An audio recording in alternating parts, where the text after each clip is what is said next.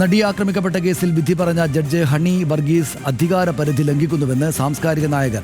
അഭിഭാഷക TB മിനിക്കെതിരായ പ്രസ്താവന നീതിന്യായ വ്യവസ്ഥിതിക്ക് കളങ്കമാണ്. ജഡ്ജിക്കെതിരെ ആയ ഈ വിമർശത്തിൽ സച്ചിദാനന്ദൻ, സുനിൽ P. ഇളയിടം, ദീദി ദാമോദരൻ, സാറ ജോസഫ് ഉൾപ്പെടെയുള്ളവരുടെ സംയുക്ത പ്രസ്താവനയിലാണ് രൂക്ഷ വിമർശനം ഉയർന്നത്.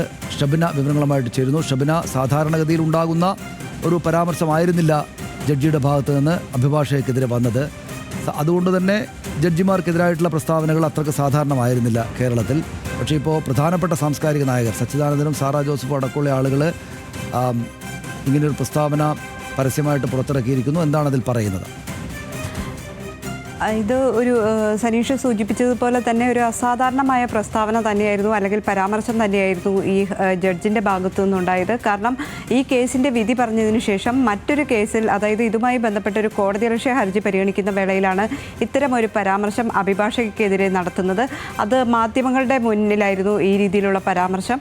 അതേ തുടർന്നാണ് ഇത്തരത്തിലുള്ള വലിയ വിവാദങ്ങളിലേക്ക് ഈ വിഷയം പോയത്. പിന്നീട് ഈ അഭിഭാഷകയും ഇതിന് എതിർ പ്രസ്താവനയുമായി രംഗത്ത് വന്നിരുന്നു. ഇപ്പോഴാണ് ഇതിൽ സാംസ്കാരിക നായകർ ഇടപെടുന്നത്. വിചാരണ കോടതി ഇതിൻ്റെ അധികാര പരിധി ലംഘിക്കുന്നു എന്നാണ് ഈ പ്രസ്താവനയിൽ ഇവർ പറയുന്നത്. സംയുക്തമായ പ്രസ്താവനയിൽ പറയുന്നത് അധികാര ദുർവിനിയോഗം നടത്തി.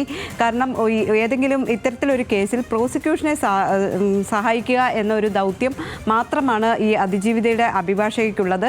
പ്രോസിക്യൂഷന് വേണ്ടി സപ്പോർട്ട് ചെയ്ത് കൊടുക്കുകയല്ലാതെ കൂടുതൽ കേസിൽ വാദം നടത്തുകയോ അത്തരത്തിലുള്ള കാര്യങ്ങളിലേക്ക് പോകേണ്ടതില്ല. എന്നിട്ടും ഈ അഭിഭാഷക കൃത്യമായി കേസിൽ ഹാജരായിരുന്നു. ഈ ജഡ്ജ് മുൻവിധിയോടുകൂടി തന്നെയാണ് ഈ വിധി പറഞ്ഞത് എന്ന് സ്ഥാപിക്കുന്ന, അല്ലെങ്കിൽ ആ രീതിയിലേക്ക് സംശയം ഉന്നയിക്കുന്ന രീതിയിലുള്ള പ്രസ്താവനകളാണ് വന്നിട്ടുള്ളത്. ഈ അഭിഭാഷക കോടതി മുറിയിലിരുന്ന് ഉറങ്ങുകയായിരുന്നു, വിശ്രമ സ്ഥലമാക്കി തുടങ്ങിയ പ്രസ്താവന അത്യന്തം മോശമായി പോയി, അല്ലെങ്കിൽ അത് അധികാര ദുർവിനിയോഗമാണ് എന്ന രീതിയിലാണ് ഇപ്പോൾ ഈ സാംസ്കാരിക നായകരുടെ പ്രസ്താവന പുറത്തു വന്നിട്ടുള്ളത്. നിരവധി പേർ ഇതിൽ ഒപ്പിട്ടിട്ടുണ്ട്. അത്തരത്തിലൊരു പ്രസ്താവന അല്ലെങ്കിൽ ഈ ജഡ്ജിൻ്റെ ഭാഗത്തു നിന്ന് ഇതുണ്ടാകാൻ പാടില്ലാത്തതായിരുന്നു.